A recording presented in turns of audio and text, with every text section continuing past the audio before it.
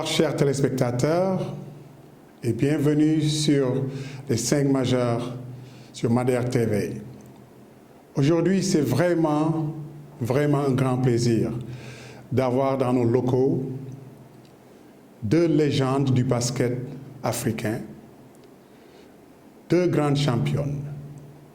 En l'occurrence, Marie-Amélie Sakho, Lopez Sakho, qui a été la première capitaine des Lions à gagner le championnat d'Afrique en 1974 et aussi qui a été co-MVP ou co-meilleure joueuse de ce tournoi du continent africain avec Chelia Gerbi, une Tunisienne. Donc, Marie-Amélie Lopez Sakho, bienvenue sur Madère TV. Merci beaucoup, Jo, de nous avoir conviés, ma petite sœur, Mamati et moi-même, à cette émission qui donc est en train de prendre de l'ampleur et qui va mieux faire connaître le basket. Merci de d'avoir pensé à nous. Comme vous venez de le dire, j'ai été la première capitaine qui a remporté la première Coupe d'Afrique en 1974. C'était à Tunis. Et donc, lors de ce tournoi difficile, qui finalement, en tout cas, le bon Dieu nous a aidés à remporter ce tournoi et puis à revenir au bercail, mais auréolé, avec un accueil superbe auquel on ne s'attendait pas du tout, parce que je pense que le Sénégal n'avait jamais été champion d'Afrique avant nous, en tout cas, gagné à l'extérieur. Et voilà, en tout cas, plaisir partagé, certainement avec Mamati, que j'ai le plaisir de rencontrer, en fait, pour la première fois, vis-à-vis. C'est vrai, j'ai beaucoup entendu parler de Mamati, mais je ne l'avais jamais rencontré parce que j'étais hors du Sénégal pendant 30 ans, et donc je ne l'ai pas vu taper sur le ballon. Voilà. En tout cas, bienvenue à Madère TV. Et à mon autre côté, j'ai une autre championne. En tout cas, je suis bien gâté aujourd'hui. 2 championnes dans nos locaux, c'est extraordinaire. J'ai l'indomptable Mamati Mbengue, qui est, je pense, la femme la plus titrée sur le continent africain. Vous avez remporté 6 Afro-Basket ou championnat d'Afrique de basket en tant que senior et un championnat en tant que junior. Si vous me permettez, je vais donner votre palmarès aux spectateurs, parce que c'est important que les gens sachent que nous avons quand même parmi nous, dans notre pays, de très grands champions qui sont dans l'ombre et qui ne font pas beaucoup de bruit, mais qui sont en réalité de grands experts du basket. Parce que gagner un championnat d'Afrique, ce n'est pas donné. Il y a une multitude de joueuses et de joueurs qui ont joué ce basket et qui n'ont jamais été champions d'Afrique. Donc, pour moi, c'est vraiment tous mes respects de vous avoir ici, et c'est important que les gens sachent qui vous êtes. Parce qu'il y a des générations antérieures qui sachent, peut-être qu'ils savent qui est Mamati, mais cette nouvelle génération peut-être ne savent pas que nous avons une grande basketteuse, en l'occurrence de Mamati Mbengue et de Marie-Amélie Sakho. Donc Mamati, si tu me permets, je vais te tutoyer, parce que moi j'aime tutoyer nos collaborateurs.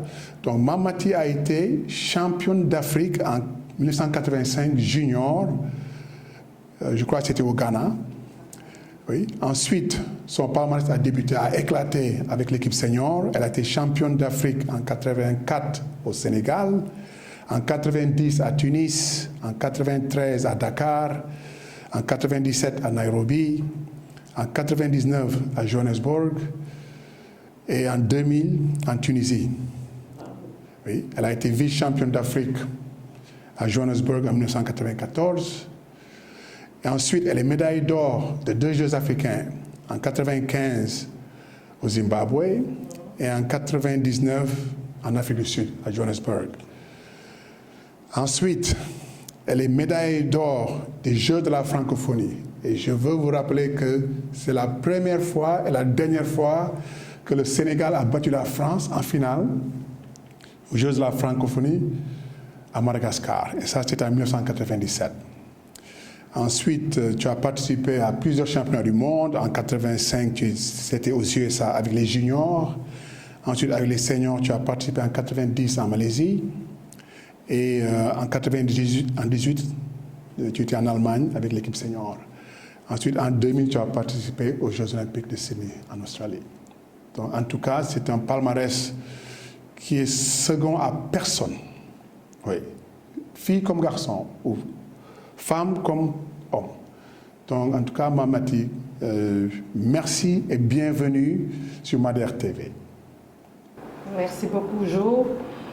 Je pense que nous sommes de la même club que la Jeanne d'Arc de Dakar, avec ma grande sœur avec qui j'ai tellement entendu parler d'elle, à sa notoriété, parce que nous ne sommes pas de la même génération.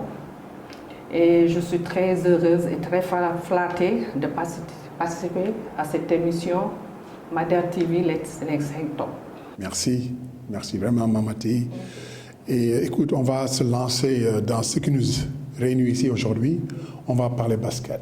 On va parler basket et pour moi c'est vraiment émotionnel parce que j'ai à mes côtés deux experts, comme on dit en anglais, talking heads, c'est-à-dire des gens, des têtes parlantes du basket.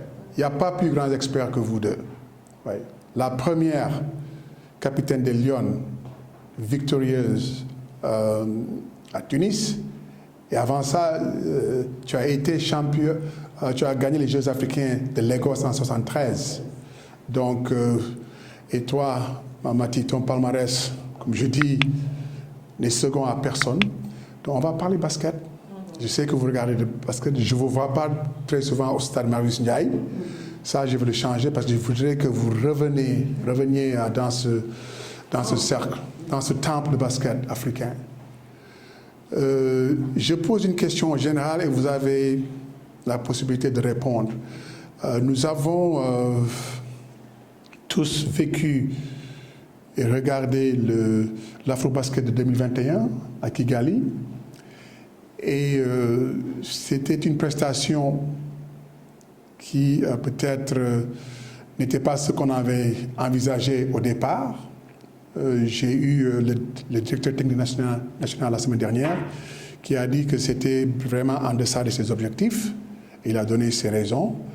Mais moi, aujourd'hui, je voudrais vous demander en tant qu'expert, en tant qu'ancienne pratiquante, quelles sont vos impressions de l'Afro-Basket du 2021?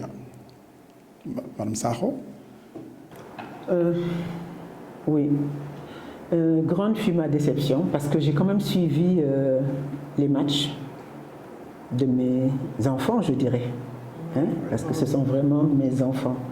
Parce que la petite Yacine, j'ai joué avec sa mère, je pense. Avec sa mère qui était au Duc. Et elle a joué à la Jeanne d'Arc. Ouais. Donc, j'ai eu un pincement au cœur. Parce que lorsque je regardais les matchs, je voyais quand même pas mal de manquements. Pourquoi je parle de manquements? Je veux parler du point de vue technique et du point de vue, comment dirais-je encore, athlétique. Oui, athlétique aussi, c'est vrai. Parce que, pourquoi j'ai dit technique? Je vois aujourd'hui, aussi bien chez les garçons que chez les filles, que nous ne jouons pas assez avec les pivots, alors que nous avons de grandes tailles. Moi, quand j'ai joué en 73 et en 74 en équipe nationale, 73 j'ai joué comme pivot, 74 avec l'arrivée des Nafi et autres, on a commencé à me... Bon, je commençais les matchs en tant que pivot, mais après, quand il y avait des changements, on les faisait rentrer et elles jouaient vraiment pour commencer dans les matchs de poule. Donc, je vois que lorsque nos joueuses ont la balle sous le panier, elles ne savent pas quoi en faire. Et je dis quelque part que ce n'est pas leur faute.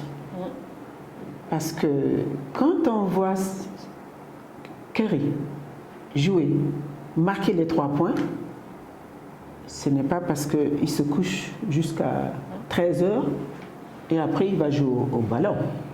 C'est quelqu'un qui doit se lever à 6h du matin et qui doit shooter pour pouvoir réussir ces 3 points. Et moi, je me rappelle qu'à notre temps, quand on venait, on avait des travaux d'atelier où on nous apprenait à manier la balle dépendant de la position à laquelle vous jouez.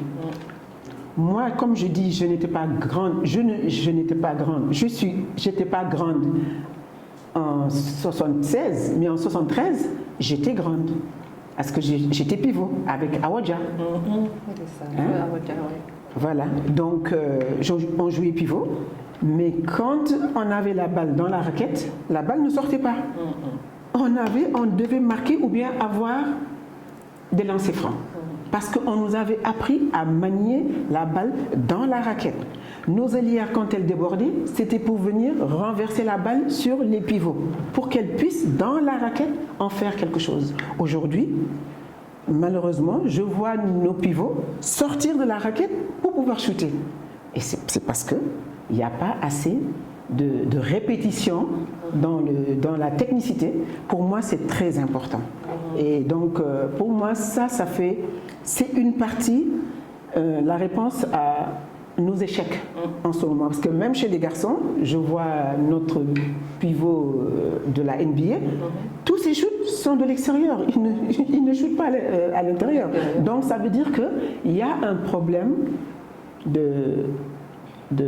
j'allais dire coaching. Je ne veux pas leur mettre la faute sur eux, parce que les joueurs aussi doivent apprendre à travailler leurs lacunes. Et je me dis qu'en tant que joueur, on doit toujours savoir quelles sont nos faiblesses et quels sont nos points forts. Et pouvoir travailler ces points forts, ces faiblesses, et maintenant sur les points forts, ne pas trop insister.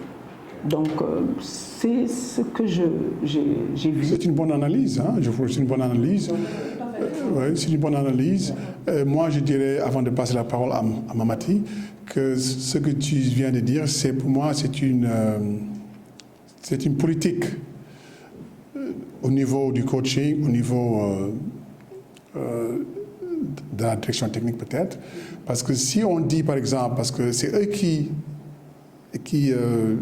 dirigent ce basket, et s'ils veulent que ça soit, comme on dit en anglais, inside out, c'est-à-dire à l'intérieur, après faire les pas sur les extérieurs, ça c'est une philosophie qu'on doit communiquer aux joueurs. Parce que si un entraîneur dit à un gars de 2,15 m, je ne veux pas que tu shootes à l'extérieur, bien qu'aujourd'hui on voit que beaucoup de joueurs grands de taille shootent à l'extérieur, parce que le basket a quand même a beaucoup évolué dans ce sens.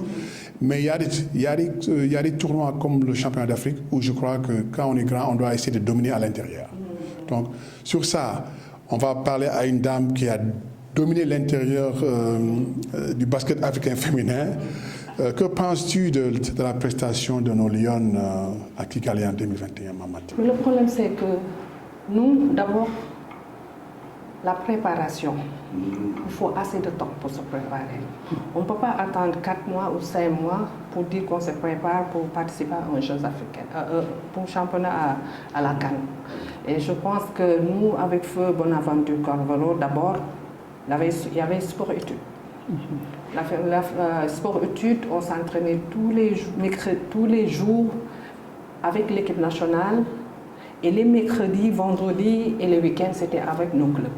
Il y avait la formation qu'il fallait, d'abord. Et l'équipe actuelle que nous avons aussi, presque les 75% sont des professionnels. Ils ne jouent pas ensemble très souvent.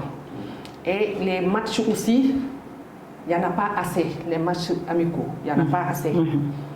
Et comme vous venez de le dire tout à l'heure pour la formation des coachs, il faut toujours renouveler la formation des coachs. Parce que ça change, chaque année ça change, les tactiques ça change. Et c'est ça le problème. Ça veut dire qu'il faut qu'on se prépare. Il ne faut pas attendre jusqu'à ce qu'on a un champion d'Afrique pour se préparer. Il faut préparer la relève et préparer l'équipe. C'est-à-dire avoir un sport étude, les regrouper. Si vous voyez tout à maintenant, la plupart des équipes, des joueuses de l'équipe nationale, il y en a qui n'ont pas une très bonne formation.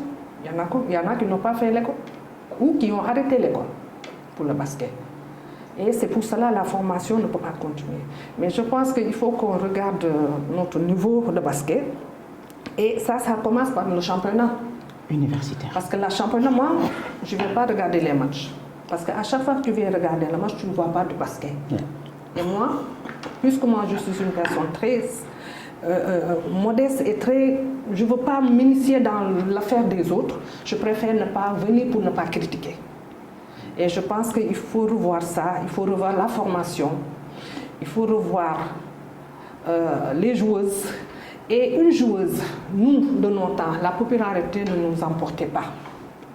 Nous, ce que nous voulons, c'est d'être nous-mêmes et s'entraîner davantage. Après les entraînements, moi je me souviens, quand j'étais au collège Saint-Michel, c'est André Akiyeboudé qui me prenait tous les mercredis. Si on a entraînement à 16h, je venais à 14h. Je m'entraînais avec lui jusqu'à l'heure des entraînements et je continue. C'est ça qui m'a permis peut-être d'avoir davantage à être surclassée quand j'étais cadette pour aller en senior, parce que j'avais les capacités qu'il fallait. Et je pense que ça manque à notre niveau. Je pense qu'il faut revoir ça pour pouvoir au moins continuer la relève comme nous avons fait avec nos grandes sœurs, parce que eux, c'est elles qui ont permis que dans l'Afrique, on puisse savoir qui est le Sénégal. Et nous, on a suivi. Et je pense que cette continuation, nous devons le faire. Mais en tout cas, ce que vous dites toutes deux, c'est pertinent. Vous parlez le même langage, peut-être différentes époques. Et même nous aussi, on a constaté qu'il n'y a pas une grande cohésion dans les équipes nationales aujourd'hui. Et ça, c'est dû au fait qu'on prépare toujours une sélection au lieu de faire une équipe nationale. Et puisque nos joueurs, à mon avis, ne sont pas à un niveau supérieur pour dominer en Afrique, une sélection ne peut pas, par exemple, gagner une équipe nationale comme l'Angola, ou bien comme le Nigeria, ou bien comme la Tunisie, les pays du Maghreb. Donc ce que vous dites est pertinent. Donc, dans ma discussion avec le DTN la semaine dernière, nous avons abordé un peu ce sujet. Donc il y a beaucoup de choses qui doivent être faites. Parce que... Oui, effectivement, parce qu'à l'époque, nous, quand on a les vacances de Noël ou des vacances de Pâques, c'était à l'équipe nationale qu'on se retrouvait. Tout à fait. Des regroupements de 10 jours, 15 jours, on s'entraînait ensemble et tout. Mais moi, maintenant, je ne vois pas ça. Je ne le vois pas. En tout cas, ce que tu dis, Mamati, est pertinent et j'apprécie beaucoup parce qu'il y a un travail de base qui devrait se faire à ce niveau et également au niveau du club. Mais parlons du club parce que vous deux, bon, il y a presque 20 ans de différence dans votre carrière de basket, mais vous avez été formés et initiés au Sénégal. Donc, vous êtes des produits locaux. Vos entraîneurs étaient des Sénégalais. Oui, je vais utiliser le terme, bon, je traduis de l'anglais au français quand même. Mais vous êtes des gens qui ont été formés localement avec de très grands entraîneurs que le Sénégal bénéficiait à l'époque. Et vous avez gagné des championnats d'Afrique en tant que joueuse sénégalaise, pas en tant que joueuse étrangère. Que pensez-vous aujourd'hui qu'on devrait faire pour retourner à ce niveau? Parce qu'on a déjà la feuille de route, à mon avis. Il faut simplement enlever la poussière et puis revoir comment on est arrivé à gagner 11 titres de champion d'Afrique. C'est le pays le plus titré en basket dans le monde. Même les États-Unis d'Amérique, qui dominent aujourd'hui le basket féminin, n'ont pas gagné 11 titres. On va commencer par toi, Mamati. Que penses-tu qu'on devrait faire maintenant avec la formation des joueurs locaux pour les amener à un niveau où ils pourraient performer ou jouer au niveau élite en Afrique? Il faut le prendre plus au sérieux au niveau des clubs d'abord. Parce que au niveau des clubs, les entraînements, il faut les renforcer. Il ne faut pas attendre qu'on a 3 séances par semaine pour se retrouver, pour s'entraîner. Non. La joueuse, personnellement, c'est elle-même qui doit prendre l'initiative de s'entraîner davantage. Tu ne peux pas défendre toujours des couches. Parce que si tu vois que toi, en lancer franc, tu as des problèmes, c'est toi de t'améliorer là-bas. Les pivots, ainsi de suite. Et aussi, il faut qu'on aide nos clubs. Parce que quelquefois, les moyens ne sont pas bons. Ou quelquefois, tu peux former une joueuse jusqu'à senior et tu vois un autre club qui vient prendre tes joueuses, comme font il y a certains clubs qui le font ici. De la formation, de la base jusqu'à senior, tu formes des joueurs et on vient les prendre. Tu es obligé de recommencer l'équipe, de recommencer. Et ça peut porter préjudice. C'est pour cela le niveau n'est toujours pas la même. C'est ça. Moi, mon point de vue, je pense que c'est ça d'abord. J'insiste. Non, j'ai beaucoup aimé l'analyse de Mamati parce que la base, c'est une cohésion locale, une formation locale. Parce qu'en bénéficiant d'une formation locale, on est sûr de pouvoir corriger les lacunes. Alors que lorsqu'on fait venir des joueuses de l'étranger, on ne sait pas quel est leur niveau. Ce n'est pas parce que ces filles jouent dans une équipe américaine ou bien dans une équipe française qu'elles sont meilleures que celles qui sont au Sénégal. C'est peut-être vrai aujourd'hui, je ne suis pas en train de faire une comparaison. Mais là, le point sur lequel je peux insister, c'est que la formation locale est importante. Nous sommes tous les trois issus d'une formation locale. De, comment dirais-je, l'UASU. Au lycée, moi j'ai fait le lycée Van, mais on avait des compétitions à l'UASU. On avait des compétitions régionales, la semaine régionale de la jeunesse. Attendez, mais pourquoi toutes ces choses-là ne sont plus mises en place? On en a besoin, parce que c'est dans les écoles qu'on va trouver comment dirais-je, les germes. Ce n'est pas dans la rue ou bien des gens qui ont des moyens qui forment, qui achètent ou bien qui créent une équipe, qui donnent de bons salaires aux joueurs. Et ces joueurs-là, après, ils vont acheter des joueurs dans les clubs qui forment leurs joueurs. Et finalement, ces clubs qui passent tout leur temps à former des joueurs, mais qui n'ont pas les moyens que ces gens-là disposent, finalement, on nous prend nos joueurs et on se met à recommencer. C'est aussi bien valable chez les filles que chez les garçons. J'ai dit, retournons à la maison. Retournons dans les écoles. Retournons dans les compétitions nationales, régionales, et vous verrez que tout ira mieux. Parce que là, le germe étant sur place, on va voir les gens évoluer, on va pouvoir faire les corrections nécessaires et puis pouvoir avancer. Mais on ne peut pas comme ça nous baser sur des sélections qu'on nous propose alors qu'on n'a pas formé ces gens-là. Il faut que les gens reviennent sur terre, qu'ils se rendent compte que le basket, on ne va pas le réinventer. On a eu d'éminents entraîneurs. Alun Diop, Bonaventure Carvalho, Pablis Gay, Busnel Diagne, Passo, comment il s'appelle celui de la Casamance, Dimitri, Kader Diallo. Mais on a eu des gens qui étaient dédiés à nous apprendre, à nous accompagner. Sur les dunes de Cambérène, sur les plages de la Corniche, mais sur les gradins du stade Demba Diop. Mais on a fait des exercices physiques, athlétiques. Moi, j'ai eu à m'entraîner avec Bernard Dibonda. Je ne sais pas si ça vous dit quelque chose. Bernard Dibonda, c'était un entraîneur d'athlétisme. Il a failli me voler au basket pour m'amener faire de l'athlétisme. Parce qu'il disait que mes jambes étaient faites pour faire des haies. Oui. Il m'avait acheté les crampons de haies, là, hein, les pointes, là. Mais mais bon, ça a aidé Bona parce que ça me permettait de travailler mes qualités athlétiques. Donc, tout ça pour dire que le travail, s'il n'est pas fait localement, vous ne pouvez pas juger les gens. Il faut que les gens soient d'abord ici avant de dire qu'on va aller chercher ailleurs ce que on ne sait pas ce que ça va donner.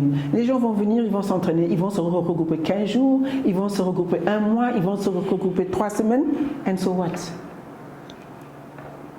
Quel résultat? Et puis Tata, dans des conditions vraiment difficiles. Dans des hôtels de 5 étoiles, et nous, c'était sur les gradins. Nous, c'était sur les gradins de... Sous les gradins de Demba Diop. C'était très difficile. Ce que les joueuses ont actuellement, je pense qu'elles sont traitées comme des reines. Alors, je pense qu'elles ont la chance d'avoir été bien encadrées. Par contre, nous, on ne l'avait pas. Mais nous, on essayait d'être meilleurs que de nous-mêmes. Et je pense que comme Tata vient de dire ça, l'UASU nous a beaucoup aidés. Moi, j'ai fait l'UASU au collège Saint-Michel. J'ai fait l'UASU. Nous avons tous fait l'UASU avec feu Emmanuel, frère Emmanuel Fatal, qui a beaucoup fait pour le basketball sénégalais. Tout à fait. Et je pense qu'il faut insister sur ça. Et nous, quand on gagnait le championnat d'Afrique que nous avons gagné en 1990, je pense que j'étais la seule expatriée. J'étais aux États-Unis, j'étais à l'université et que je suis venue à la demi-finale. Mais c'est l'équipe locale qui s'est défendue jusqu'à ça. C'est ça. Il faut insister sur ça. C'est important. Il faut insister. C'est important. Il faut toujours insister sur ça. Le contenu local, comme on le dit aujourd'hui, est important. Parce que, filles comme garçons, si on a un contenu local très solide, on pourra faire de meilleures performances sur le plan continental. Donc, j'insisterai sur un point. On parle de contenu local, mais pour avoir un bon contenu local, il faut avoir aussi de bons formateurs. Et pour ça, il faudrait que la fédération revoie leur, je ne sais pas comment l'appeler, leur programme, parce qu'il faut que les entraîneurs des clubs puissent bénéficier d'une bonne formation pour pouvoir bien préparer les joueuses dans les clubs. Et puis de grâce, qu'on arrête de nous créer chaque année de nouveaux clubs, avoir un championnat avec je ne sais pas combien d'équipes, ça ne sert à rien du tout. Autant renforcer les équipes présentes, plutôt que de créer tous les jours des clubs qui sont là, je ne vais même pas dire club, parce qu'un club c'est beaucoup de choses, mais créer une équipe de basket ou bien une équipe de handball qui ne fait que ça, leur donner de bons salaires, et puis après, voilà, ils ont gagné des salaires, mais ils n'ont pas apporté quelque chose au Sénégal. Parce que nous, ce qu'on veut aujourd'hui, c'est d'avoir des joueurs bien formés dans toutes les positions du basket, sur un terrain de basket. Et puis que lorsqu'on fait une sélection, qu'on puisse sélectionner d'abord celles qui sont sur place et ensuite faire venir celles qui viennent de l'extérieur, mais vraiment qui vont apporter vraiment quelque chose. Voilà, ça c'est... Bon, ce que vous dites est quand même un fait, parce que comme je dis, j'ai eu le directeur technique national la semaine dernière, et il a reconnu ce que vous venez d'évoquer, la formation, le renforcement des capacités au sein des entraîneurs. Il a même parlé de faire des stages hors du Sénégal, parce que c'est ce qu'on faisait dans le temps. Les grands entraîneurs dont vous avez mentionné leur nom auparavant ont bénéficié de ces avantages. Donc je crois que le message est clair, parce que l'autorité qui est le directeur technique national aujourd'hui l'a reconnu, et il a dit sur ce plateau qu'ils vont changer, qu'ils sont en train de faire des améliorations. Donc on va attendre, et au fur et à mesure, on va réinviter les gens qui sont les têtes pensantes du basket. Il parlait de ce fléau, parce que je dis aujourd'hui sincèrement, Madère TV est une plateforme qui nous permet de parler basket. Et on va inviter que des gens qui ont une connaissance du basket. Je dis aujourd'hui sincèrement, Madère TV est une plateforme qui nous permet de parler basket. Et on va inviter que des gens qui ont une connaissance du basket, qui ont pratiqué du basket, des champions d'Afrique et des non-champions, mais des gens qui connaissent le basket, oui, qui peuvent apporter quelque chose à ces discussions. Oui, parce qu'aujourd'hui, vous savez mieux que moi, nous sommes dans une pénurie. On ne gagne pas au basket masculin depuis plus de 20 ans. Chez les filles, on avait quand même depuis 2015. Et on ne va pas tomber dans ce gouffre de rester 10 ans, 15 ans sans gagner le championnat d'Afrique féminin, parce que ça, c'est vraiment la catastrophe. Donc, ce que vous dites, je retiens. Et je vais peut-être vous poser la prochaine question de ce que vous avez pris du temps à élaborer. Les clubs, parce qu'il y a beaucoup de clubs aujourd'hui qui jouent en première division. Et si je ne me trompe pas, n'ont pas de petite catégorie. Et ils jouent, par exemple, dans le championnat élite. Que pensez-vous de ça? Vous pensez que chaque équipe qui joue en première division devrait avoir toutes les catégories? Ou bien pour vous, c'est... Ouais. Parce que c'est un travail de longue haleine. On ne naît pas basketteur en sachant marquer 3 points. Stephen Curry est passé par où? Hein? Donc, les petites catégories, il faut que les gens commencent par les petites catégories. Et il faut exiger à tous ces clubs qui sont, en tout cas, moi je ne les appelle même pas des clubs, parce que pour moi un club c'est vraiment quelque chose qui a plusieurs disciplines, qui a toutes les catégories. Mais ce qu'on a aujourd'hui, ces gens-là ont une équipe dans une discipline bien précise. Ils vont chercher comment je vais les appeler, des mercenaires qui viennent pour gagner de l'argent. Et puis après c'est fini. Et ces gens-là finalement, le Sénégal ne pourra jamais les utiliser. Donc vraiment, il faut qu'on arrête, il faut qu'on crée donc ces petites catégories dans toutes les disciplines, je ne dis pas seulement au basket, dans toutes les disciplines. Et c'est ça que j'ai dit tout à l'heure, il faut aller les chercher dans les écoles. Dans les écoles, dans les quartiers. Dans les quartiers, on peut en trouver. Parce que, bon, tout le monde n'est pas scolarisé. Mais dans les quartiers, on peut les trouver. Et donc, aller les chercher et commencer. Comme ça, les enfants ne seront pas dans la rue en train de traîner. Parce que quelquefois, vous rencontrez dans la rue de grands enfants, de grands garçons qui n'ont jamais pratiqué du sport. Donc, si vraiment dans les quartiers, on arrivait à les rassembler, à leur apprendre à jouer, parce que finalement le sport est devenu un métier, mais qui est mal géré au Sénégal. En tout cas, c'est quelque chose de bien ce que tu dis, parce qu'aujourd'hui, en effet, le sport est un métier, parce qu'on a même le bal qui est aujourd'hui en Afrique, où il y a des clubs professionnels qui évoluent à ce niveau. Ça devrait être une incentive pour que les clubs commencent à mieux se focaliser sur la formation de leurs joueurs. Parce qu'aujourd'hui, le bal va continuer à croître dans son développement et apporter beaucoup de choses sur le plan continental. Et ce sera aux équipes locales de vraiment prendre avantage de ça et de vraiment amener leur club à un certain niveau. Les petites catégories sont importantes. Vous l'avez dit, parce que Mamati, je suis sûr que tu as joué minimum à Jeanne d'Arc. Madame Sarah, vous avez joué aussi minime junior, cadet junior. Donc il faut avec des compétitions. Donc la fédération en est consciente. Ils ont par son DTN dit qu'ils vont vraiment se focaliser maintenant sur dans la formation des entraîneurs, dans le perfectionnement et aussi dans la formation d'un championnat de petite catégorie. Donc, vos commentaires ne tombent pas sur des oreilles sourdes. Oui. Bon, maintenant, j'aimerais quand même qu'on parle un peu d'un problème qui est aujourd'hui assez prévalent au Sénégal. C'est le sport chez les femmes.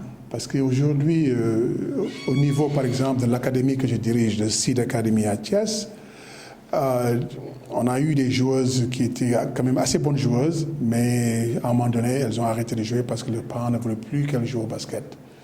parce que pour des raisons sociales, elles ont décidé d'arrêter le basket. Bon, je parle avec 2 basketteuses élites championnes d'Afrique qui ont évolué au plus haut niveau. Que pensez-vous de ce phénomène aujourd'hui? Madame Sarjou, on commence par vous. Écoutez, moi je pense qu'il y a d'abord comment dirais-je? Vous savez, les parents, nous on regarde toujours ce qui est derrière. Quand on prend un club comme la Jeanne d'Arc, comme le Jaraaf, les parents de ces enfants veulent connaître les entraîneurs. Qui sont ceux qui sont derrière? En équipe nationale, c'est la même chose. À l'époque, les gens allaient jusqu'à dire que Bona Moïse ne pas quoi. Parce que Bona s'occupait jusqu'à notre vie privée. Quelquefois, ça pouvait être étouffant. Non, ça pouvait être. Je m'imagine. Je t'assure. Hein? C'est-à-dire que c'est te dire donc à quel point ces gens-là étaient liés à nous. C'est-à-dire que eux, leur éducation, c'était pas simplement nous donner une belle carrière de basket, mais c'était nous donner une belle carrière de femme.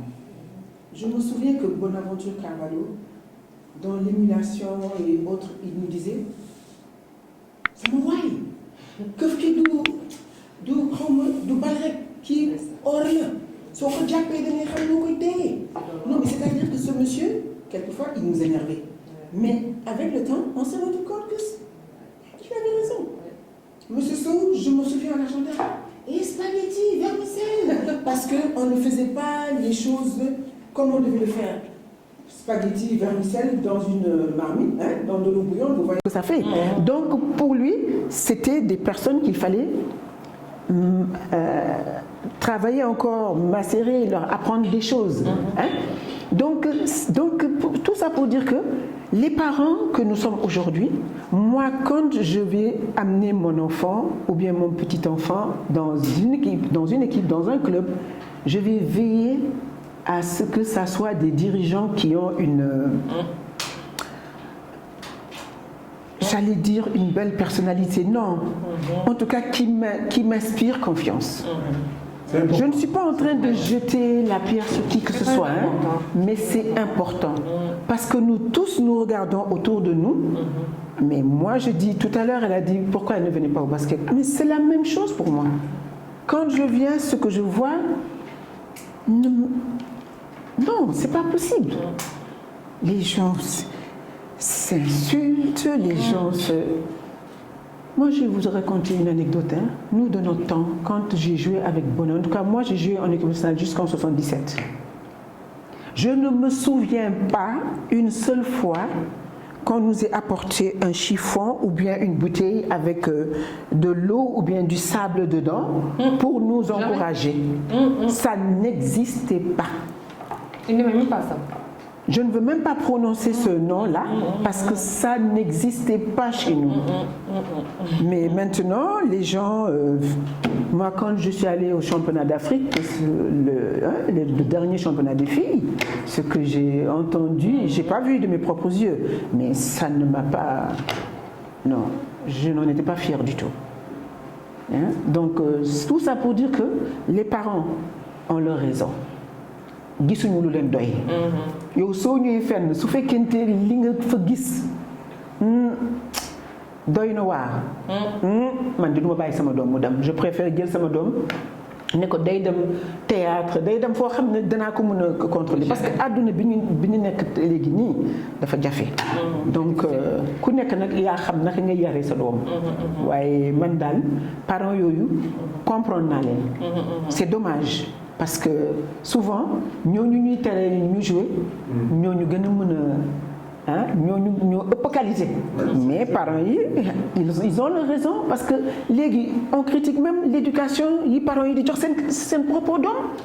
yow su fekkente joxuloo éducation nga bëgg yóbbu sa doom feneen foo xam ne duñu mëtale éducation bi lu tax nga ko yóbbu da nga koy denc sa kër au moins nga ne ma jafandu si loolu.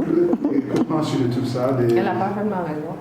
Elle a parfaitement raison parce que quand tu prends ton enfant, tu l'amènes quelque part, c'est pour apprendre quelque chose. Mais si tu vois un changement surlevé, tu es un peu résistant, tu regardes ce qui se passe derrière.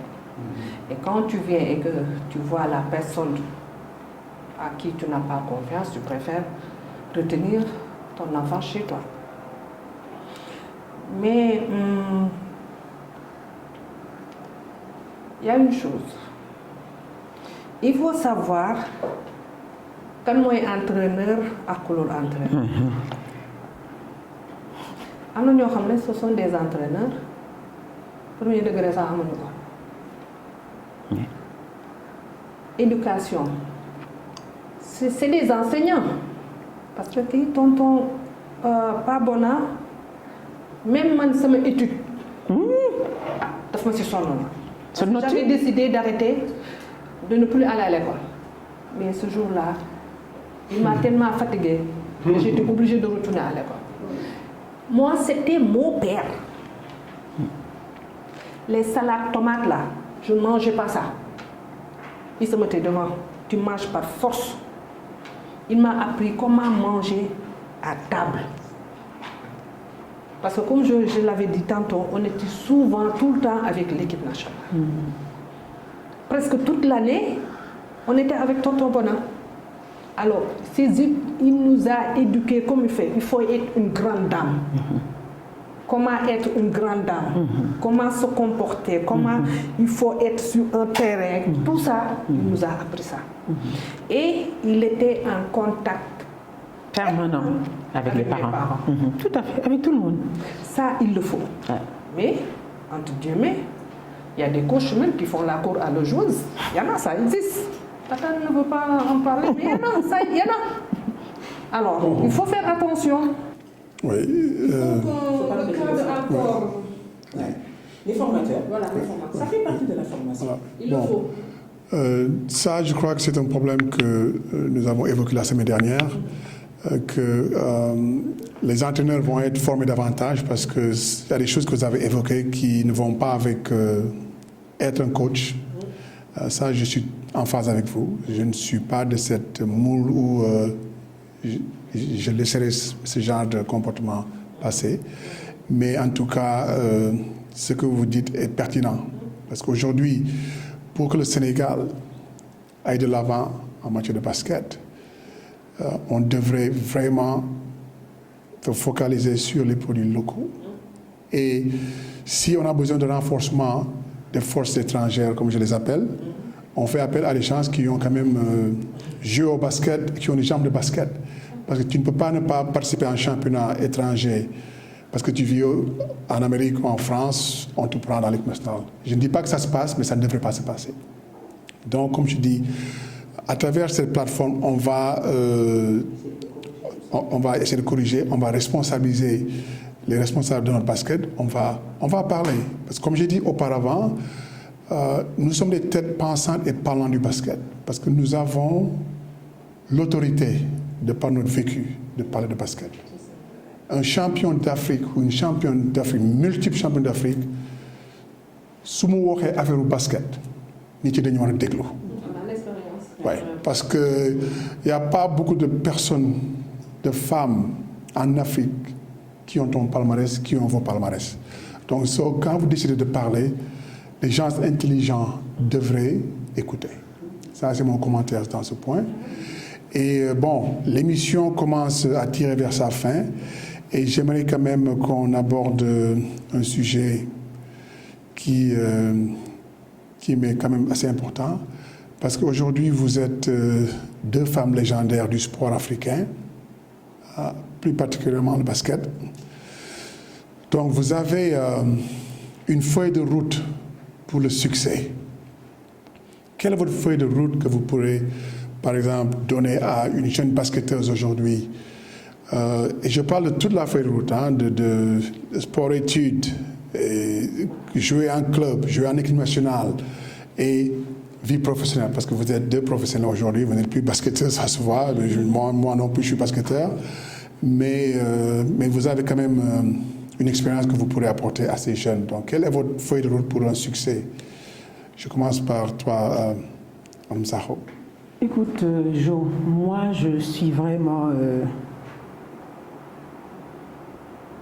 très à l'aise de pouvoir parler quand même d'un point très important qui a relevé le basket. Mamati n'est pas au courant, tu n'es pas au courant, mais je voudrais parler d'une personne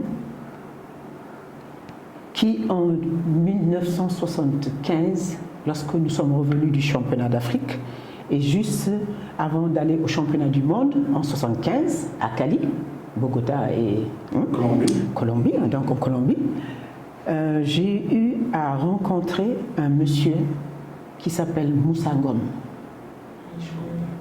Voilà, Moussa Ngom, je le salue, je le respecte, ce monsieur. C'est ce monsieur qui m'a permis, qui m'a accompagné lorsque j'ai demandé à rencontrer le président de la République en mars 1975. Et à cette occasion-là, dans l'accompagnement, ce monsieur nous avait fait préparer des doléances parce qu'il savait que lors de cette rencontre, de cette audience avec le président, on n'aurait peut-être pas le temps de parler de tout ce que nous voudrions parler. Donc, il nous a vraiment coachés. C'était Marie-Hélène, Titi, Kouredja et moi.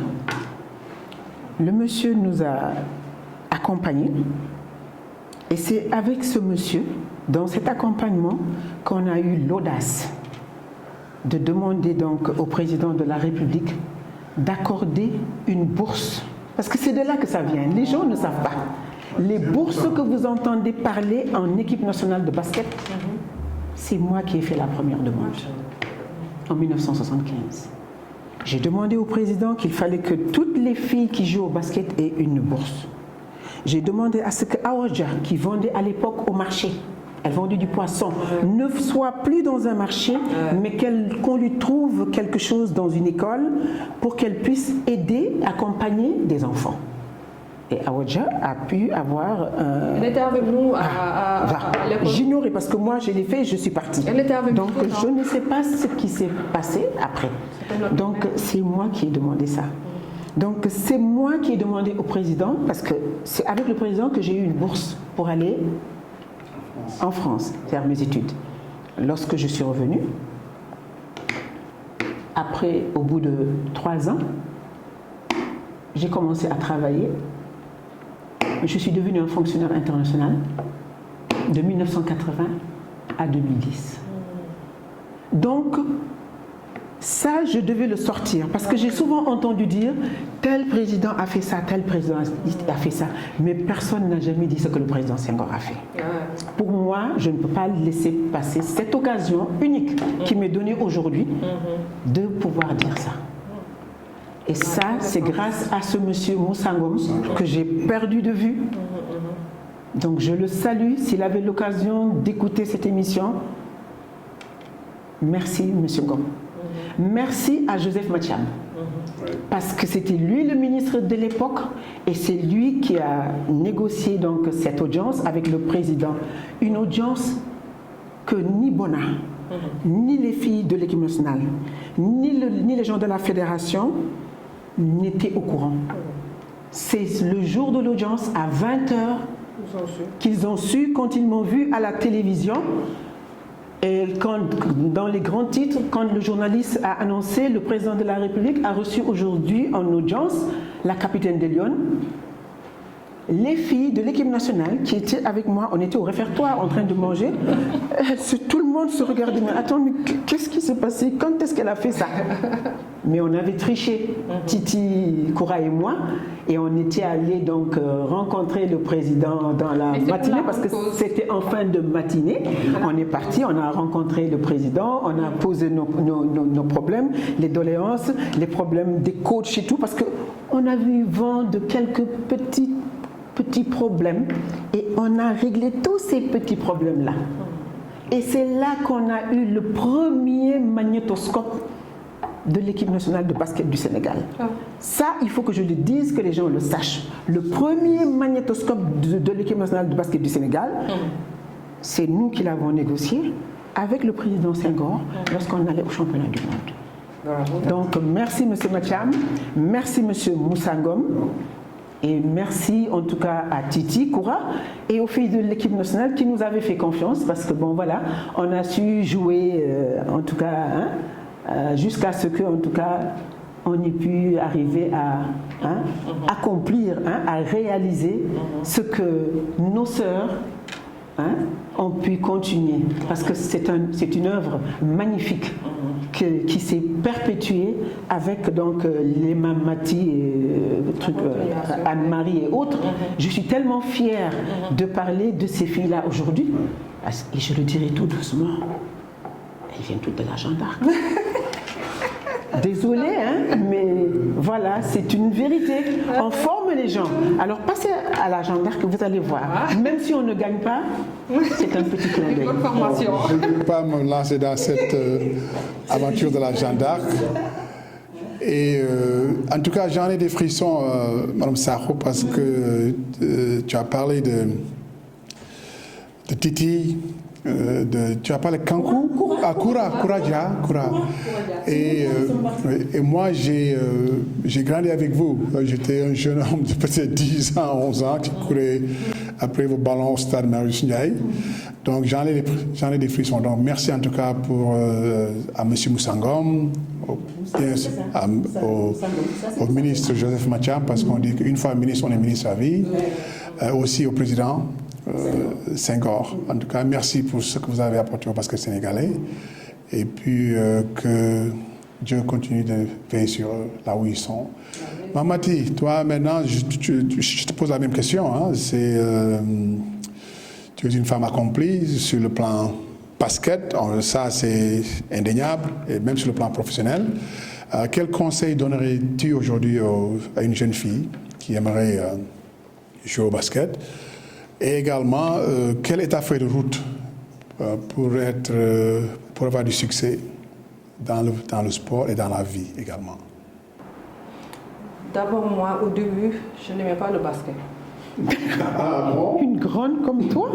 Ma maman ne voulait pas que je fasse du basket, que je fasse du basket. Et comme je l'ai dit tantôt, mon père c'était un ancien dirigeant de la GIA. Alors, et avec ma taille, on m'a forcé. Et dès que j'ai commencé, je me suis fait des amis et j'ai aimé.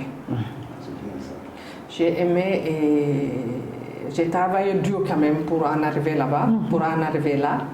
Mais comme j'étais au niveau de la GIA, j'avais une très bonne formation. On m'a bien formé. J'avais des encadreurs extraordinaires. Ah oui. Passo, André Akibode, au niveau de l'UASU, il y a Feu Hassan Guissé qui m'a beaucoup boosté aussi. Et Pabona m'a appris beaucoup de choses. C'est-à-dire qu'il ne faut pas être égoïste dans la vie. Tout à fait. Il faut toujours partager. Et c'est ce que j'ai toujours suivi. Même étant au niveau de la GENA, il m'arrivait quelquefois d'acheter des chaussures pour les joueuses qui n'ont pas les moyens. Et je pense que la GE peut en témoigner. Et que j'achetais des joueuses, quand des joueuses avaient des problèmes, et n'avaient des problèmes avec leur famille, n'avait pas les moyens d'acheter des chaussures, j'achetais des chaussures. Même au niveau de l'équipe nationale, je le faisais aussi avec d'autres joueuses qui n'étaient même pas dans notre club, la GIA. Et c'est pour cela qu'on m'appelait Maï délégué, parce que j'ai réglé tous les problèmes. Maï délégué. Voilà, on m'appelait Maï délégué et Jumbo. Dans toutes les sauces. Parce que je suis dans les sauces. J'avais tous les problèmes. Au niveau des ministères, là où à chaque fois qu'on rencontre des autorités, quand l'encadrement n'ose pas parler, c'est moi qui disais tout ce qui se passait. Tout ce que nous voulons. Tu étais la capitaine? J'étais la capitaine. C'est normal. Voilà. C'est à ça que sert une capitaine. J'étais la capitaine. Moi, j'aimais. C'est la liaison. Je ne voulais pas. Même si on voyageait au niveau de l'équipe nationale, quelquefois, tu sais, les pérdiums, on les calcule. Pour restauration, tout, je prenais mon produit. Tout le monde mangeait, on était bien. Parce que moi, je voulais qu'on soit à l'aise, que tout le monde se sente bien pour qu'on prépare notre championnat, les matchs que nous avons. Alors, pour être une grande chose, d'abord, comme je viens de le dire, il faut être humble. Tout à fait. Simple. Et aimer ce que tu fais. Ça veut dire aimer le basket. Il faut l'aimer d'abord. Parce que quand tu aimes quelque chose, tu y vas à fond. Et aussi, accepter de travailler dur.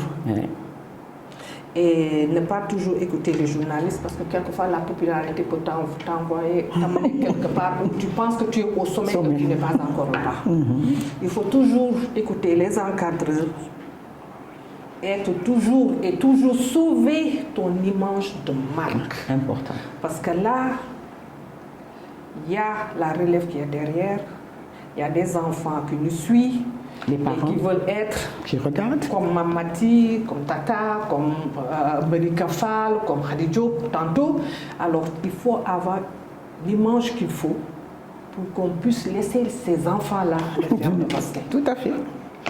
Et moi, j'ai essayé de m'adapter à ça, à suivre ces conseils-là. Et c'est ce qui m'a permis à être là aujourd'hui et que vous m'invitez, que je puisse parler de ça. Et je pense qu'il faut toujours travailler et avoir confiance en elles. Il faut que nous, les femmes, qu'on n'accepte jamais d'être reléguées à la seconde. Moi, je ne l'ai jamais accepté. Je veux toujours me battre et être de l'avant. Et là aussi, pour ma carrière, j'ai mis fin à ma carrière en 2001. J'ai participé à notre comité de normalisation une fois avec la fédération et j'ai décidé d'arrêter. Je ne veux pas m'initier dans l'encadrement du basket. Je préfère être avec ma famille. C'est ce que j'ai choisi, moi, c'est ce que je veux. Parce que comme je vous ai dit, toujours, tant qu'il y a le basket, tant qu'il y a la vie, il y a toujours le basket. On peut revenir et être dans l'encadrement. Mais moi, c'est mes enfants, ma famille. Parce que quand j'étais joueuse, je n'avais pas le temps d'être en famille. J'étais tout le temps dehors, tout le temps dehors. Je veux donner une bonne éducation à mes enfants, rester en famille et m'éloigner de ces problèmes tout personnels qui existent dans le basket. Il n'y a que ça, maintenant. Et m'éloigner un peu et observer et les souhaiter bonne chance. Voilà. Mais tu as répondu à ma dernière question que je pose toujours à mes invités. Parce que mais je vais donner à Mme Sakho l'opportunité aussi de répondre, de me donner ses impressions. Parce qu'à la fin de chaque émission, je demande 3 points saillants que vous voudriez peut-être donner comme conseil aux jeunes. Tu as parlé de le travail dur, être humble, et l'autre, bon, tu as humble simple. Tu as parlé aussi de travail dur, voilà, travail dur, et ne pas laisser les médias vous emporter dans une autre stratosphère. Donc, je vais prendre ça comme note. Mais j'ai beaucoup apprécié la façon dont tu l'as dit, parce que c'est sincère et ça vient de quelqu'un qui sait ce dont on a besoin pour arriver à un niveau élite. C'est pour ça que je suis toujours fier quand j'ai des gens de votre envergure venir dans le studio parce que tout ce que vous dites, c'est palpable, c'est vérifiable de par votre vécu. Donc vous n'êtes pas en train de parler dans le vide. En tout cas, j'apprécie beaucoup ce que tu as dit et j'espère que les jeunes filles qui vont écouter cette émission vont prendre note. Seul le travail paye. Et l'humilité. Madame Sakho, que pensez-vous de... Donnez-moi 3 points que vous voudrez laisser avec nos téléspectateurs aujourd'hui. Mais elle m'a marché sur la langue, ma petite sœur. Tu peux répéter, hein? Travailler, toujours travailler. Humilité. Très important.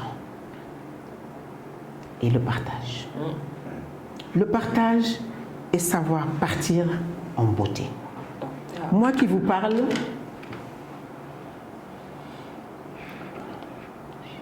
je peux être fière de dire que je n'ai jamais eu de défaite en équipe nationale tant que j'ai joué en Afrique. Jamais. Les téléspectateurs qui m'entendent et mes coéquipières d'antan pourront le confirmer. J'ai joué de 70 à 77. Les seules défaites que j'ai eues, c'est bien sûr au championnat du monde, où nous avons terminé 13e sur 13e. Et lorsqu'on est rentré des compétitions, les Sénégalais ont dit « Ouais, le président Senghor a dit « Mais vous n'avez rien compris, elles sont 13e dans le monde. Il fallait être classé dans le monde d'abord. Nous étions 13e dans le monde. » Comment nous avons été 13e dans le monde? C'était à force de travail. Nous avons fait les dunes de Comberen. Nous avons fait les plages de la Corniche. Nous avons fait les marches, les escaliers du stade Demba Diop. Nous avons fait des travaux d'atelier, chacune dans sa position. Si c'est shoot, si c'est bras roulés, si c'est jump shoot. C'est-à-dire que nous avons travaillé. Nous avons travaillé avec sérénité, avec humilité. La presse nous prenne le dessus sur nous. D'ailleurs, moi, la presse savait à l'époque que c'était difficile de m'approcher. Et c'est pourquoi nous avons eu la malchance de partir en 1974 au championnat d'Afrique. Nous n'avons même pas été accompagnés. Personne ne savait que nous étions en train de partir au championnat d'Afrique. Et on est revenu champion d'Afrique. Et je me souviens le jour de la finale, lorsque vers 14h, le président Senghor nous a envoyé un téléx, parce qu'à l'époque, ce n'était pas des fax, c'est un téléx que nous avons reçu, une bande. Et puis on est venu nous lire donc, le téléx que le président nous avait envoyé pour nous remonter. Mais Lyon, nous comptons sur vous pour ramener la coupe. On était loin de nous imaginer que ça allait être dur, parce qu'en match de poule, nous avions battu la Tunisie par 20 points, mais le jour de la finale, nous avons battu par 3 points. Nous avons battu par 3 points parce que le public, bien sûr, a lutté contre nous aussi, avec des jets d'orange, des bouteilles d'eau vide, voilà. Mais ça s'est bien terminé. Et c'est la seule chose que nous pouvons retenir aujourd'hui, c'est la gagne, c'est la victoire. Parce que nous avons joué pendant tout le tournoi, mais unis, la main dans la main. Nous avions déjà préparé la relève parce que les Aya, les Penda étaient déjà dans l'équipe et avaient commencé à... Comme d'habitude, c'est voilà. toujours pas. Mais comme je dis, Bona a très tôt pensé à la relève et c'est ça qui a permis qu'il n'y ait pas de cassure. Nous, on est partis. Les Aya ont continué. Après, je ne sais pas qui d'autre. En tout cas, voilà. Nous, c'est comme ça qu'on est rentré en équipe nationale. En 70, après la déroute de Lomé, lorsque les filles sont revenues avec la médaille d'argent, de bronze, il y a eu un tournoi à El Jadida, au Maroc. Bona a amené des jeunes. On était accompagnés par contre de Madeleine Sagna, Awondoy, Nyakaja. En tout cas, c'était de nouvelles Sophie Massali. Donc, on était vraiment, voilà. Nous, voilà, les anciennes, c'était donc les Madeleine et autres. Et les jeunes Sophie Massali et moi, on venait d'arriver en équipe nationale. Et puis, avec Bona, c'est toujours comme ça. Voilà, donc vraiment, je dirais merci en tout cas au Bona et l'une et autres, parce qu'ils ont su préparer la relève, ils ont su travailler avec ce qu'il y avait localement, ils ont su former des gens, ils ont su former des entraîneurs. Et je lance un appel à la fédération pour vraiment préparer donc une formation à tous les entraîneurs du Sénégal, parce que nous en avons besoin pour retenir nos joueurs au Sénégal, pour former nos joueurs au Sénégal et pour que l'ossature de nos équipes nationales soit locale. En tout cas, je vous remercie. Travailler. Toujours travailler, encore travailler. Parce que le multi basket, tu as du travail à faire pour améliorer. Tout à fait. Pour le Mali, c'est beaucoup battu, le Nigeria, ils sont beaucoup battus. Un grand merci à vous deux. Et je vous dis bon vent peut-être. Merci. Et l'invitation est ouverte. Donc, attendez-vous à ce qu'on vous invite encore à venir sur nos plateaux. Donc, merci encore et bonsoir. Et bonne continuation aussi. Bonne continuation. Et merci de m'avoir fait rencontrer Mamati, notre grande championne.